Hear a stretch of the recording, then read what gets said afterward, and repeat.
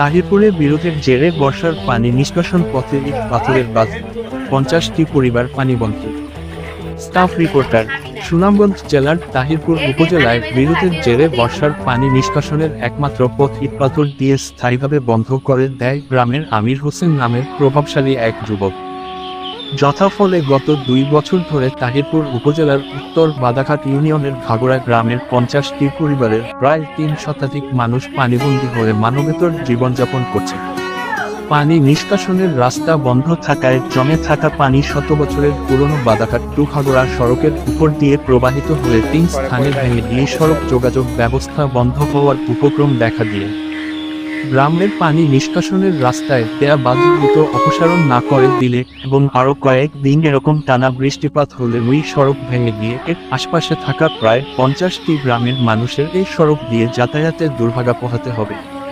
সেই সাথে জমে থাকা পানির কারণে এখানকার প্রায় 100 কেয়ার জমিতে 30% এক কেয়ার কোন ফসল না করতে পারায় গত 2 বছর ধরে অনাবাদি রয়েছে। গতকাল 1 জুলাই সোমবার তাহিরপুর উপজেলা পরিষদ চেয়ারম্যান আফতাব উদ্দিনের কাছে গ্রামের জলাবদ্ধতা নিরসনের ভুক্তভোগী প্রায় 50টি পরিবারের গণস্বাক্ষরিত একটি আবেদন করে।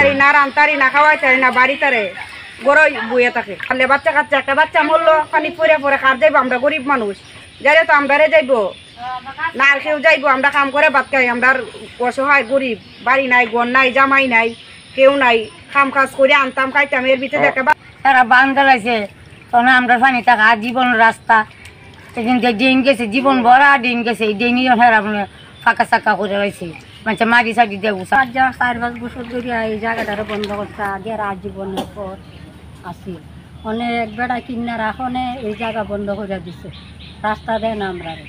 মানে রাইতে দিনে আমরা এলাম পানির মাঝে ঘুরে থাকি, কত কষ্ট। আমরা 2 বছর ধরে পানি নিতে আছি,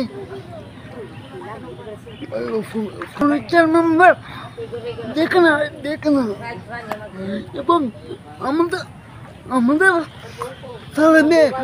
লেখাপড়া করতে পারে না এই পানির কারণে। তো আমি সবার কাছে একটা আবদার, আমাদেরকে পানি থেকে বাঁচানোর জন্য বাড়ি করিয়া যে আমাদের বান দিয়ে পানিটা আটক করছে। এই আটক হওয়াতে এই যে বাড়িঘর দুটি আছে এরা খুব সমস্যা আছে, বিরাট সমস্যা আছে। জমিন জামাও 2 বছর ধরে হত্যারে না, জ্বালা বাড়াইলে মানুষের জ্বালা টালাও এই পানি নষ্ট করতেছে। এটা যে কোনো অবস্থায় যাতে জনগণ সুবিধাতে চলবে।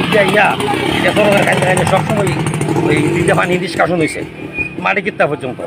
তো এইটা এখন ওই যে আমির হোসেন উত্তরাডির ওই মহল্লার, সে আমরা মহল্লার না কিন্তু জায়গা রাখছে, বাড়ি করছে। এখন আমরা এই মহল্লার বেড়া এই বাড়ি ঘুরিয়া এই রাস্তাটা বন্ধ করিয়া আজকে পানিটা এই আটকাচ্ছে। আটকা দেওয়াতে এই বাড়ি ঘরগুলার সব সমস্যা। আর এখানেও প্রায় 100 কেয়ার ওই যে পানি, বৃষ্টির পানি হইলে পানির জমে জায়গা আমরা চলাফেরা করতে পারি না। এখানে অনেকটি ঘর আছে, 20-50টা ঘর আছে, বাচ্চা কাচ্চা এরা ঘরের বাহিরে বাইরে পারতেছে না। তো আমরা এই অবস্থা, এই সমস্যার মাঝে আছি।